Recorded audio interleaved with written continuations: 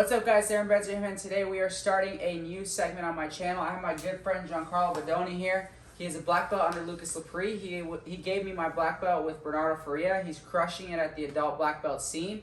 Him and I both have YouTube channels. You're obviously on mine. Check his out. It's at Giancarlo Bodoni. So at Giancarlo Bodoni, and I'll also put a link in the description. He's got tons of instructionals on BJJ Fanatics. You got to check them out. He's a really good teacher. You probably saw some of my previous videos with him. He's really, really good at what he does. Not only is he an excellent competitor, he's an excellent teacher. Today, him and I were talking about a new segment that we're going to do on each of our channels, which is just black belt talk. Because not everybody has access to black belts, right? I remember coming up as a white and blue belt, and seeing a black belt to me was like unbelievable. To this day, to me, after you do it for so long, I'm surprised, that people are, when I walk into a gym, are like, oh my God, a black belt, because I'm just used to being Aaron. But it's important for us to be able to get some information that helped us accelerate our BJJ careers to you guys. And today's thing is going to be about guard, right? He has a really good guard. He's a heavier weight, right? What do you compete at? Heavyweight. Heavyweight? 208. Yeah. 208.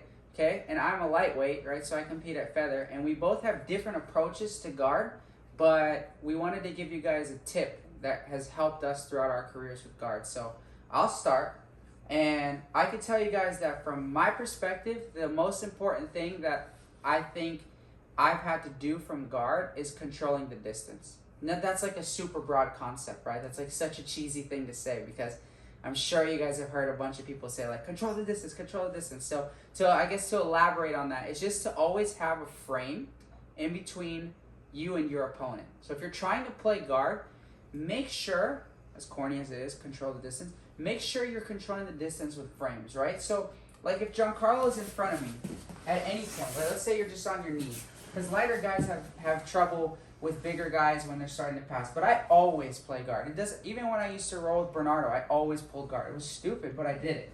Okay, so what was my first thought when I pulled guard? It was to create space between him and I, because the minute that anyone, whether they're heavyweight or lightweight, gets super chest to chest and has good pressure, you're in a bad position.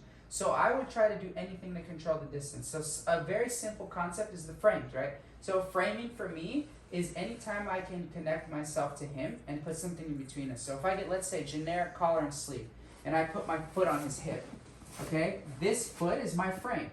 This foot is my saving grace right now. It's controlling the distance. My collar is also controlling the distance, right? If he beats my foot and gets close, I can use my collar to push him away. But my foot is my frame, right? So if you stand up a little, if he's in open guard up here, and I'm controlling his bicep and I get a de la hiva, this hook, this foot, and this grip, that's all my frames. That's all me controlling the distance, right? Even if I scoot and get underneath him and I'm in single leg X, this foot that we often see in Ashigarami or single leg X, pushing on his hip, and this foot here, these keep him off of me. If I lose these, he gets close, right? So as he crouches me, I'm constantly pushing him away with my foot. And these are things that in guard, right off the bat, since we're not really breaking down techniques here, we're just having a discussion. But as a beginner, when you're playing guard, the most often thing that I see is when you're used to closed guard and half guard, because those are the guards that you're taught, they're rudimentary.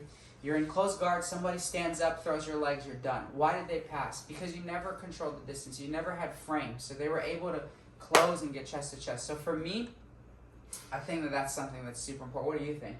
Yeah, I think that's a really important concept to understand. And also, guys, you have to understand that there's different layers of distance. So just kind of touching up on what Aaron's talking about, there's different phases of distance. Like ultimately, we start off in a position where if he's the guard player and I'm the top player, we're completely separate. And then it's my job to start to close that gap. So he has to, so the guard player, the idea that we're talking about now, has to know what's the right time to use the right frames. So for example, like Aaron was showing collar and sleeve, okay, from standing, or even on the knees, whatever. He's over here and we're playing collar and sleeve, okay?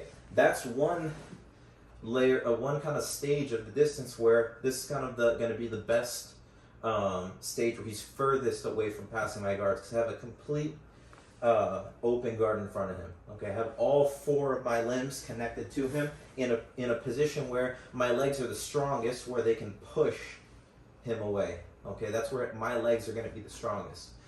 But there's also going to be stages of of the distance control and kind of like guard retention, where my feet aren't going to be able to actually physically push him away. So I have to understand how to manage the distance through use of adjusting my hips and getting, so if you just kind of getting tight over here and getting my knee in front of his hips, okay? So kind of learning how to use different parts of your body in different ways to keep him away, okay? I think a lot of people kind of understand the idea, and you know, in the beginning we just kind of try to kick the person off with our legs, and then once he gets past our legs over here, we get into the habit of hugging. So especially at the beginner stage, if you guys are beginners, it's important to understand that we want to start knowing how to start positioning our body in positions like this, where if he's in tight, I know how to put myself into positions where I can get my knees back in front and then start getting inside of his controls, and then eventually, ultimately, creating and getting my frames back to a position where I can get back to my feet on the in front. And also learning how to get underneath my training partner's center of gravity to positions like X guard, where you can be, you know, control your training partner's base a lot more. I think that's kind of like the beginning of creating a good guard, is knowing how to get from positions where I'm directly in front of my training partner to positions where he's a little bit more vulnerable, because I can control his balance a lot more, okay, and I can force him to be defensive on top and be constantly basing. So we usually start learning guards like closed guards, half guards, open guards, collar and sleeves and stuff, but we don't want to always stay in just one guard, okay? If you want to be a good guard player, you got to learn how to be dynamic and have different options. And some of the best options is where we start with guards that were completely in front of our training partner, and then maybe eventually we start to get underneath our training partner where I can control his balance a little bit more. So learning how to kind of integrate the guard systems together, find positions that you feel strong in each of those guards, learning how to combine them together, I think is going to ultimately make you a better guard player. That's really good.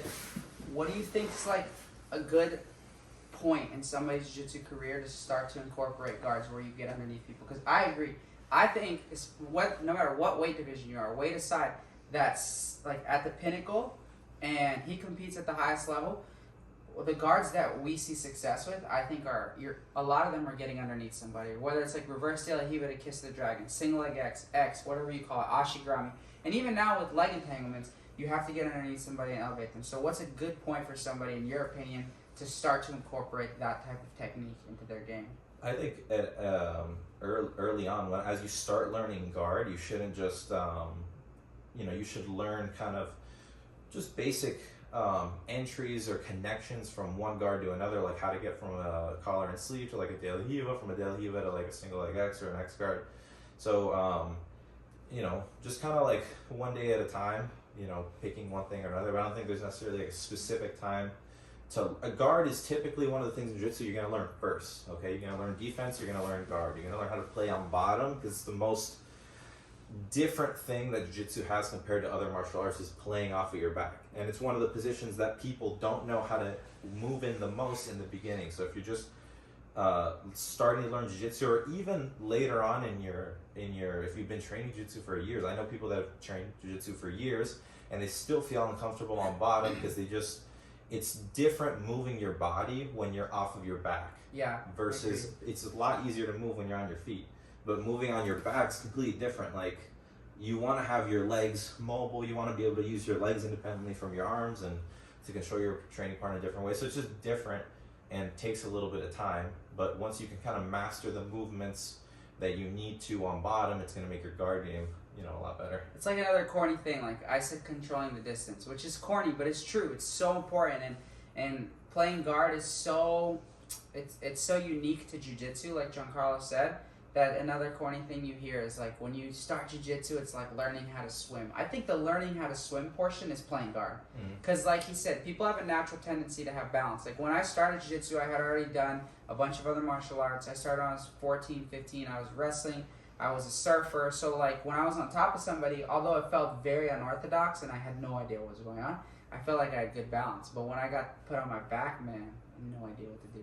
Yeah. No idea. So generally understanding the top game, it just makes a little more sense to people, because people who are learning associate kind of being on top and just holding somebody down on top position, or like everybody knows how to mount on top of somebody. And if you have like, if you're growing up with your brothers, you know, you wrestle with them, you try to hold them down. Everybody understands kind of the top game and how top is important, but people don't know how to work on bottom in the beginning. After a while of training jiu-jitsu, you understand how, you know, how strong bottom position can be, but just kind of one of those things that's harder to learn in general for most people. Yeah, guys, this was really good, and I want to continue and elaborate on this subject. Like, I want to talk to Giancarlo about when you think, or when he thinks and when I think you should start incorporating leg locks. I want to talk about when should people start training heel hooks, because the game is changing. I don't care what anybody says. If you're not training heel hooks, leg locks, you're falling behind. But all these topics, different topics. So if you want to see more stuff like this, definitely comment below and let me know, because we'd be happy to do this type of stuff. And we're going to be doing another one of these on his channel, so go and check that out. It's gonna, here's the name below. I think I put it here, and then I'm going to link it below. It's Giancarlo BJJ, Giancarlo Bodoni BJJ. And again, guys, I always emphasize, check out our instructionals. Please subscribe, because him and I are both really trying to make an effort to collaborate and put out world-class content to you guys, and it's completely free. So all we ask for is for you to help us spread that with your subscriptions. So please hit the notification bell, please like, please subscribe, share this content. And if you like the BJJ Black Belt Talks, check out his channel for the next one, and let us know what you want to see. Maybe we'll do a few more. Thanks, bro. Thank you. I appreciate him coming on, and I appreciate you guys. Thank you, guys.